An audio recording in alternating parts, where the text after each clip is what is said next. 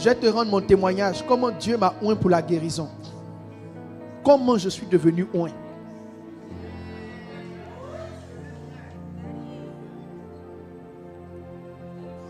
Comment je suis devenu oint pour la guérison. Beaucoup de personnes pensent que c'est de la plaisanterie. Il y a des guérisons réelles. Yes. Ma fille vient. Son papa était en train de mourir. Ce n'est pas le hasard qui l'a guéri. Non, pas de micro pour l'instant. Non, pas Jésus. Donne-moi quelque chose. On va flotter dans l'onction maintenant. Jésus a fini de guérir déjà. Les gens sont déjà guéris.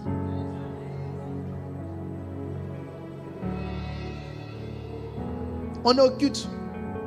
Dieu me montre quelqu'un. Ton papa est en phase terminale de cancer. Il va le guérir. Elle s'élève et vient.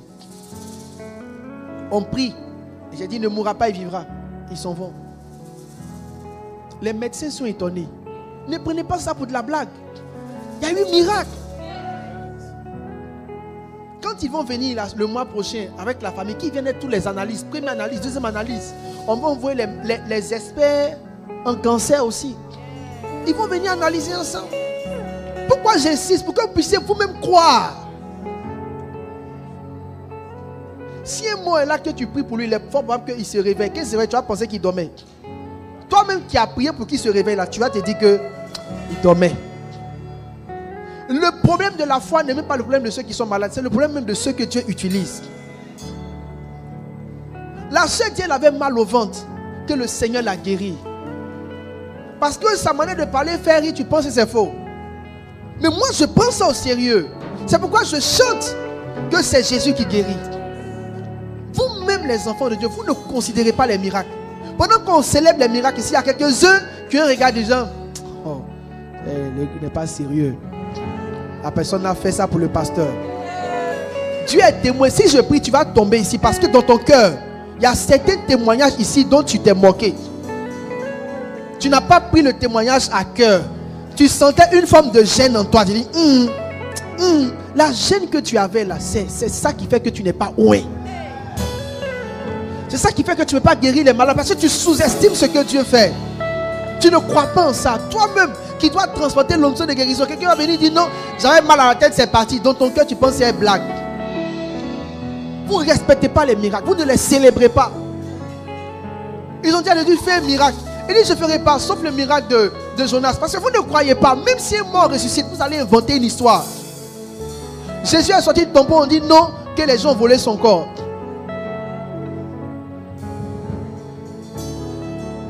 Il y a un démon qui est en train d'attaquer les gens oués. Eux-mêmes, ils ne croient pas quand Dieu les utilise. Ils ne croient pas que Dieu venait de les utiliser. Ils ne croient pas. Moi, je crois que Dieu m'a utilisé. Je crois que tous ceux qui ont entendu témoignage, je crois que tous, ils sont guerriers, ils sont sincères. Quand quelqu'un rend témoignage, tout le monde n'est pas... On n'a pas tous fait les mêmes études. Donc, les mots ne sont pas faciles pour tout le monde. Et puis l'émotion est là. Non. Jésus est puissant dans ce lieu. Souvent même l'émotion fait que le gars même il rend le témoignage qu'il rend là même ça a dépassé même le témoignage initial. Il est guéri. Il n'y a pas de raisonnement. Si votre cœur n'accepte pas quand Dieu fait les choses, l'onction qui guérit ne viendra pas sur vous. L'une des raisons qui fera que Dieu ne pourra pas t'utiliser, c'est que tu ne respectes pas les miracles que Dieu fait au travers de toi. Les propres miracles que Dieu même fait par toi, tu ne les respectes pas, tu ne les prends pas à cœur. Tu ne montes pas tes vidéos de miracles. Moi, je monte mes vidéos de miracles. Pas que je les ai fait, mais je les montre parce que je crois qu'il y a eu guérison. Vous n'avez pas été là pour savoir quand les gens souffraient. Alors quand ils viennent, je parle par l'esprit. Quand ils viennent et qu'ils rendent témoignage, ne médisez pas dans votre cœur. Ne moquez pas dans votre cœur. Ne croyez pas qu'ils mentent. Ils ne peuvent pas mentir. C'est trop sérieux de venir ici, voir une foule et puis raconter n'importe quoi. Toi-même, viens parler ici, tu vas voir. Tu vois, quand il y a eu un miracle et que dans ton cœur, tu n'as pas cru, que tu as pensé que le gars là, il entend et raconter des histoires, toi-même, tu as perdu l'onction de faire des miracles. C'est comme ça, beaucoup qui est ici, vous avez perdu l'onction même ce soir-là. Ça dit que tu t'es disqualifié. Tu n'as pas respecté la fille qui avait mal à la tête. Tu n'as pas respecté celle qui a mal au ventre. Tu n'as pas respecté le monsieur qui dit il a mal ici. Tu n'as pas respecté même la maman qui dit qu'une force est sortie d'elle. Toi, tu as ri pour toi, ce n'est pas des choses trucs. C'est pour ça que tu n'es pas loin. Moi, je crois. Élie a dit, je vois un petit nuage. Il faut commencer à partir, il y aura une grande pluie. Ceux qui ne respectent pas les petits nuages n'auront jamais les grandes pluies. Quand l'esprit est en train de faire, ne blasphémez pas. Dans votre cœur, ne blasphémez pas. Peut-être que tu n'as pas ouvert ta bouche pour exprimer ton sentiment. Mais le sentiment même que tu avais à l'intérieur, là, ça montre qu'il y a une forme de blasphème. Et pendant qu'on rendait témoignage, ceux qui célébraient les miracles de tout leur cœur ont été connectés à une puissance. Il y a d'autres qui n'acclamaient pas. N'ont pas le temps d'acclamer. Jésus est en train de guérir, tu n'acclames pas. Attends d'avoir le palu, tu vas voir ce qu'on appelle miracle. Le malaise même que tu as quand tu as le palu. On dit Jésus vient de guérir un mal de tête. Tu devrais te lever et puis danser pour dire merci Seigneur Jésus. Comment je suis devenu loin? Parce que j'ai appris à respecter les miracles. J'ai appris à être à l'aise avec tous les témoignages. Je n'ai pas honte quand les gens rendent témoignage. Je ne me dis pas, ah, toi si tu n'as pas rendu témoignage fort. Non, tout ce que Jésus fait est grand. Si le grand Dieu descend pour régler le problème de mal de tête, toi, tu as quoi à penser que c'est un petit problème?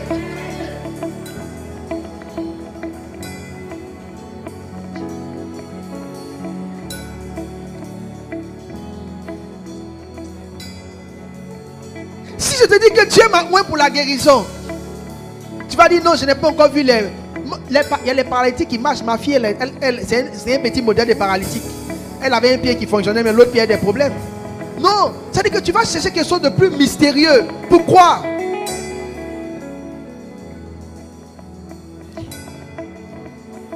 Mais façon en train de célébrer tout ce que vous voyez là, vous allez voir bientôt ce qui va sortir. Amen. Mais regardez même le miracle du cancer. Ça, c'est un témoignage terrible. Mais il n'est pas plus grand que le témoignage du mal de tête.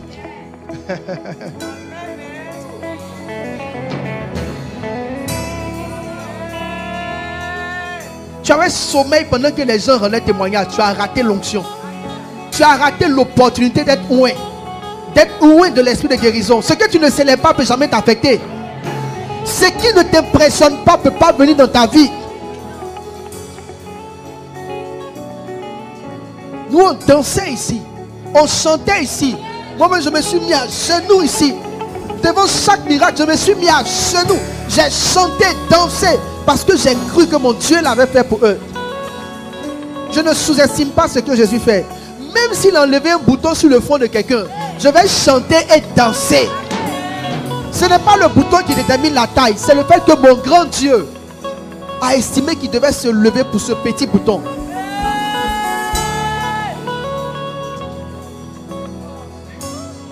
C'est pour ça que vous manquez d'onction. Vous méprisez les miracles. Vous méprisez ce que Dieu fait. Votre cœur n'honore pas profondément ce que Dieu fait. Vous regardez avec mépris l'œuvre du Seigneur. Même quand c'est les croisades des autres et que les gens font comme si ils marchent, même dans l'assemblée, même quand tu regardes à la télé, tu ne crois pas qu'il y a eu un miracle. Tu penses que les gens sont en train d'inventer. Comment tu peux recevoir l'onction si tu ne peux pas croire? Croire, simplement croire.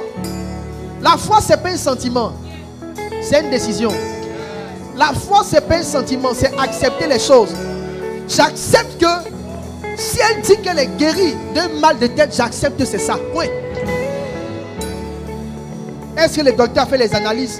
Écoutez, quelqu'un viendra me dire qu'il avait un cancer, qu'il était guéri. Un docteur vient faire l'analyse, il voit le cancer. Je préfère croire celui qui dit qu'il était guéri. Les machines de la science ne peuvent pas confirmer l'œuvre du Seigneur.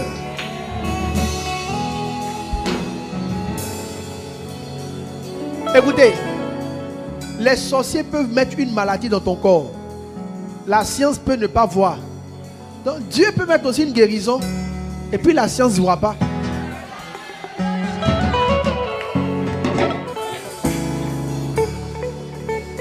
Croyez au miracle. Croyez aux guérisons. Respectez les guérisons. Célébrez les témoignages de guérison. Appréciez-les. Si vous le faites, l'onction qui guérit les malades va venir sur vous. comment je suis devenu oint? J'ai prié pour les malades, j'ai osé. Et comment je suis devenu oint?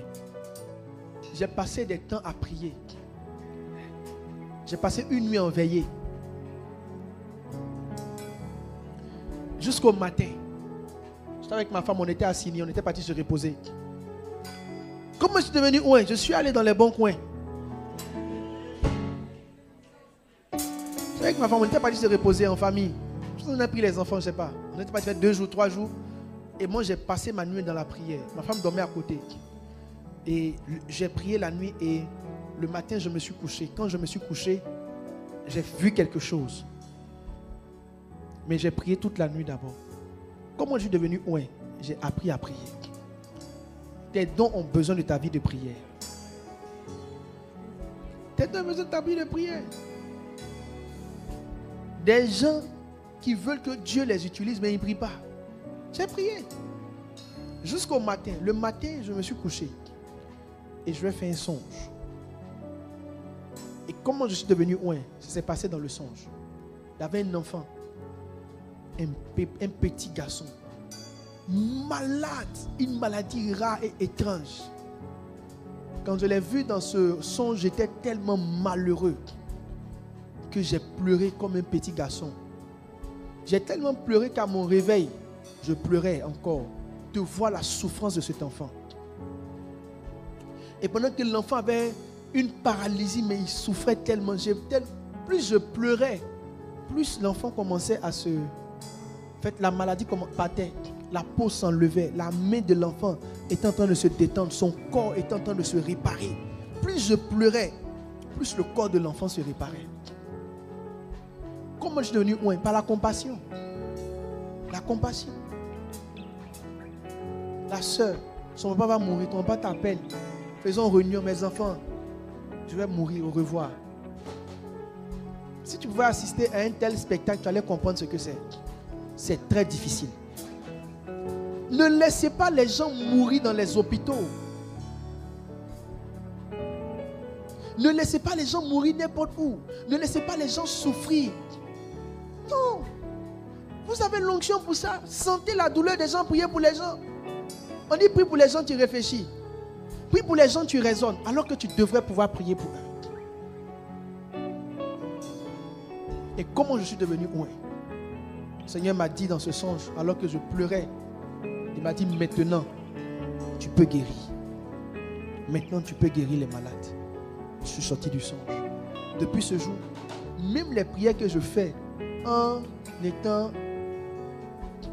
en apparence superficielle sont puissantes. Et j'ai fini par comprendre, ce n'est pas moi, c'est que son onction m'a touché. Imaginez Pierre, son homme guéri. C'est-à-dire à un moment donné, ça ne tient même plus compte de tes prières. Un autre, c'est son mouchoir qui guérit. Donc c'est une onction. C'est une onction. Donne-moi encore une note très ointe. Maintenant, prie pour demander l'onction. Tu vas la recevoir.